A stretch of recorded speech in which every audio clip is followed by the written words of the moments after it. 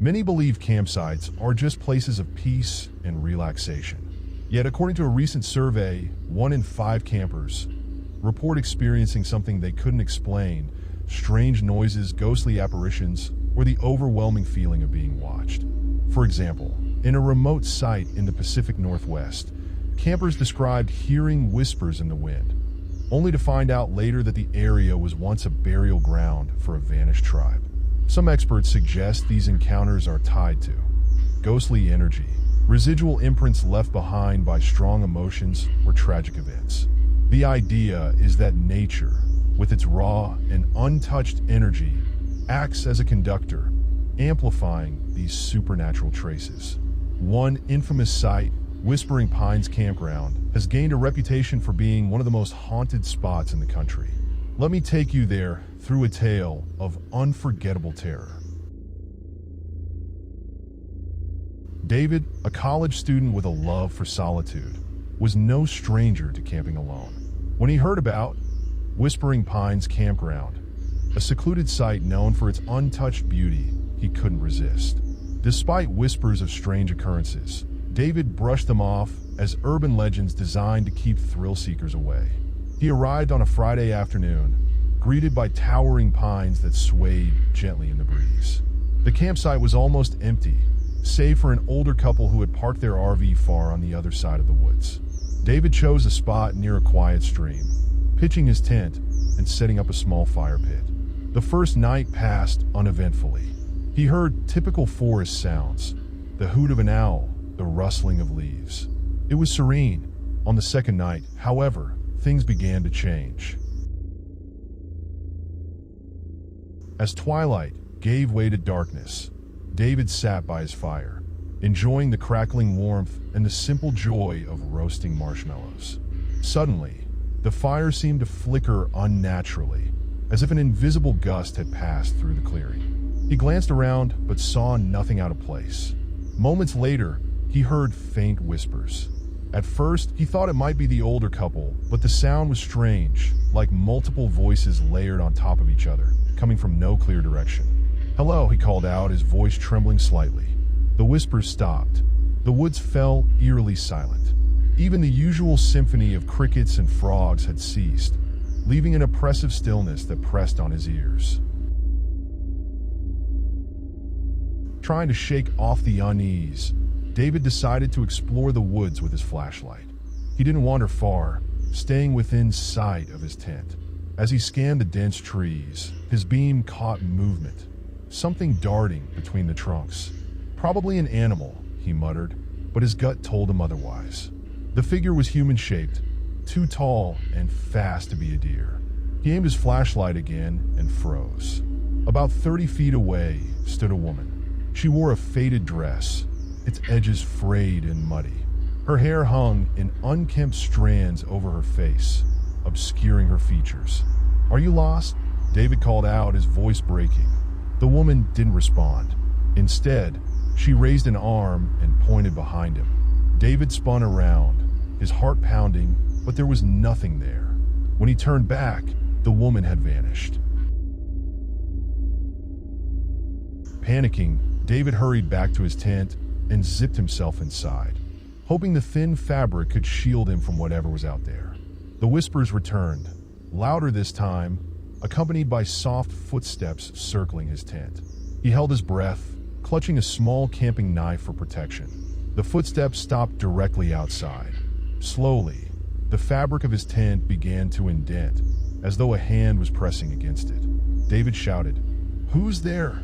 The pressure disappeared, and the whispers receded into the distance.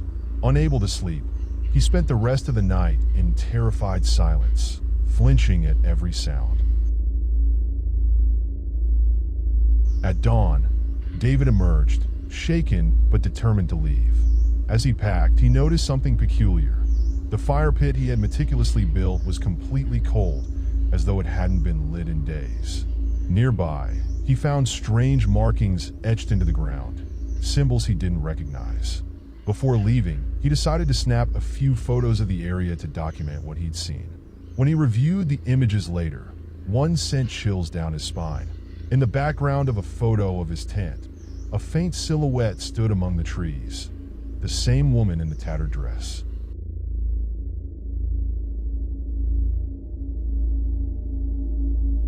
Lakewood campsite, nestled deep in the Appalachian Mountains, was a place of stunning beauty.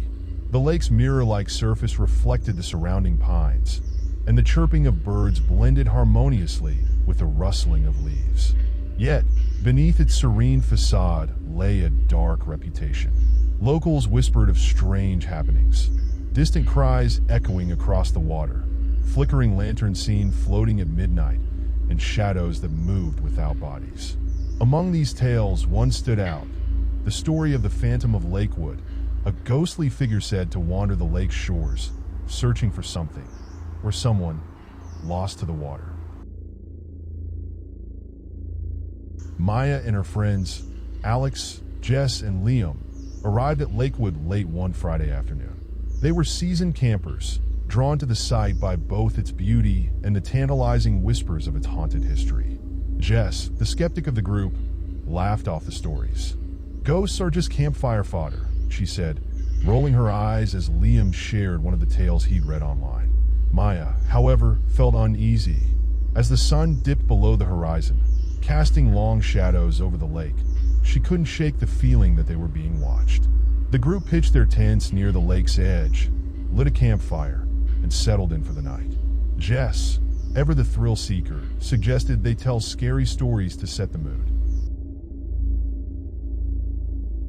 As they laughed and shared tales, the lake's surface, calm and still moments before, began to ripple, though there was no wind. "Probably a fish," Alex said, shrugging it off. But Maya noticed something strange, what looked like faint footsteps disturbing the water, starting from the middle of the lake and heading toward the shore. "Do you see that?" Maya whispered, her voice trembling.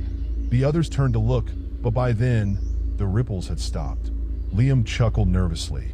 Maybe the ghost wants to join the campfire stories. The group tried to move past the moment, but the atmosphere had shifted. Even Jess seemed on edge, her laughter forced. That night, sleep was impossible. The friends huddled in their tents, listening to the sounds of the forest. Around 3 a.m., Maya woke with a start. A faint humming filled the air, melodic and sorrowful. She peeked out of her tent and froze. By the water's edge stood a figure, a woman in a long, flowing dress, her face obscured by a veil. She held a lantern in one hand and extended the other toward the lake. The humming grew louder, carrying a haunting melody that seemed to echo endlessly.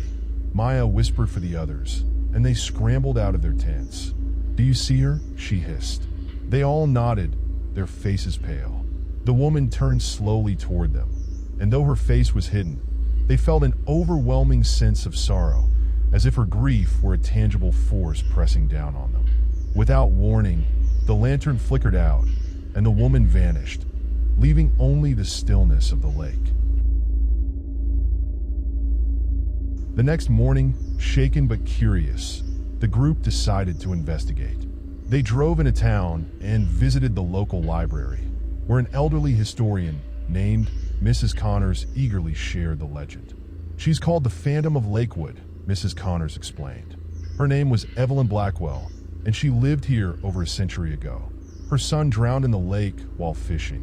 They say she spent years searching the waters, refusing to leave even as the seasons changed and her health failed. When she died, people claimed to see her ghost wandering the lake, still searching for her son." Maya asked if there were any records of Evelyn finding peace. Mrs. Connors shook her head. Some believe she never will. Others say she appears to warn people, to keep them from meeting the same fate as her son. The group returned to the campsite that evening, determined to leave before dark. As they packed, Maya glanced back at the lake one last time. There, in the center of the water, floated the lantern. It didn't move toward them or flicker out. It simply hovered, casting its light over the surface. A soft, familiar humming filled the air. "Let's go," Jess whispered, her voice trembling. As they drove away, the humming faded, replaced by the rhythmic chirping of crickets. None of them spoke until they reached home.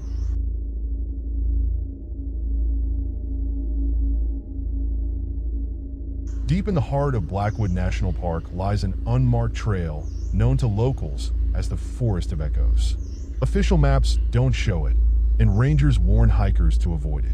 Yet, every year, thrill seekers and adventurers are drawn to its mysterious reputation. The trail is infamous for its unsettling phenomena. Disembodied voices that mimic those of your companions, footsteps that follow you without a source, and worst of all, the sound of your own voice calling out for help when you haven't spoken a word. Emma and her boyfriend, Ryan, were avid hikers with a knack for exploring the unexplored. When they heard about the Forest of Echoes from an online forum, they dismissed the warnings as exaggerated folklore and decided to find the trail themselves. They set out early on a crisp autumn morning, the air filled with the scent of pine and decaying leaves. After hours of trekking through dense forest, they stumbled upon an overgrown path that seemed to match the descriptions they'd read. The entrance was marked by an ancient wooden sign, its faded letters barely legible. "Beware the echoes." Ryan grinned. "Looks like we found it." Emma hesitated, a knot of unease forming in her stomach. But not wanting to seem paranoid, she followed him onto the trail. At first, the hike was uneventful. The forest was quiet, almost too quiet, with no sounds of birds or rustling animals.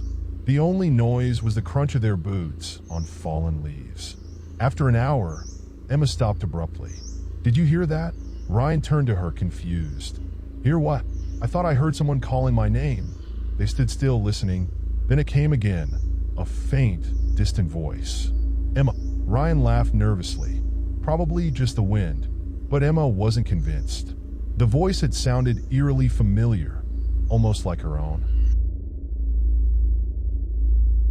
As they ventured deeper into the trail, the air grew colder, and an unnatural fog began to creep through the trees. The voices grew more frequent, mimicking their conversations from minutes earlier. "Did you bring the water?" Emma heard Ryan's voice ask. "I already told you I did," she replied, only to see Ryan staring at her in confusion. "I didn't say anything," he whispered. Their unease turned to outright fear when they heard footsteps behind them. Turning quickly, they saw no one, yet the sound persisted, matching their pace exactly.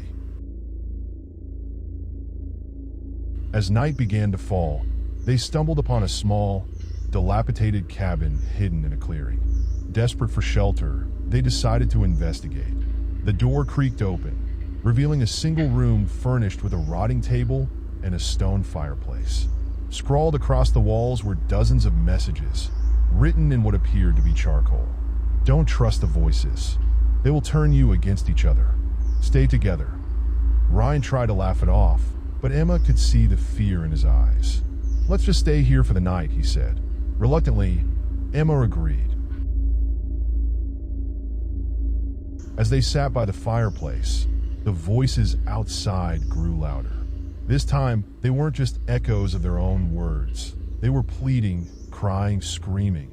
"Help me," one voice wailed, sounding exactly like Emma. "Don't open the door," Ryan warned as Emma instinctively moved toward it. "It's not real." Then came the sound of knocking, soft at first, then insistent. "It's me," said Ryan's voice from outside. "Let me in." Emma stared at Ryan, who sat frozen beside her.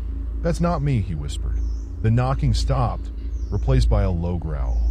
The walls of the cabin shuddered, as if something massive was circling it. Unable to endure the terror any longer, they decided to make a run for it. Grabbing their backpacks, they burst out of the cabin and into the foggy forest. The voices followed them, growing louder and more frantic. "Emma, wait!" Ryan shouted, but when she turned, he was already ahead of her. "I'm right here," she yelled back, but Ryan didn't stop. She chased after him, her legs burning, until she tripped and fell. When she looked up, Ryan was gone. The forest fell silent. Panicking, Emma called out for him, but the only response was her own voice echoing back. "Ryan, where are you?" After hours of wandering, Emma stumbled onto the main trail, where a search party was waiting. A ranger approached her, relief flooding his face. "We've been looking for you. Where's your friend?" Emma tried to explain what had happened, but her words faltered. The last thing she remembered was chasing Ryan, yet she couldn't recall seeing him disappear.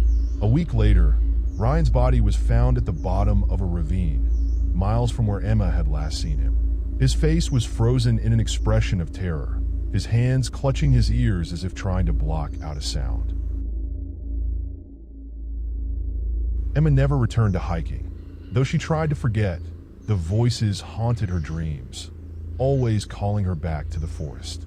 She avoided sharing her story for years, until one day she found an anonymous forum post from another hiker who had survived the trail. Their account was eerily similar, ending with the same warning: the Forest of Echoes doesn't let everyone leave.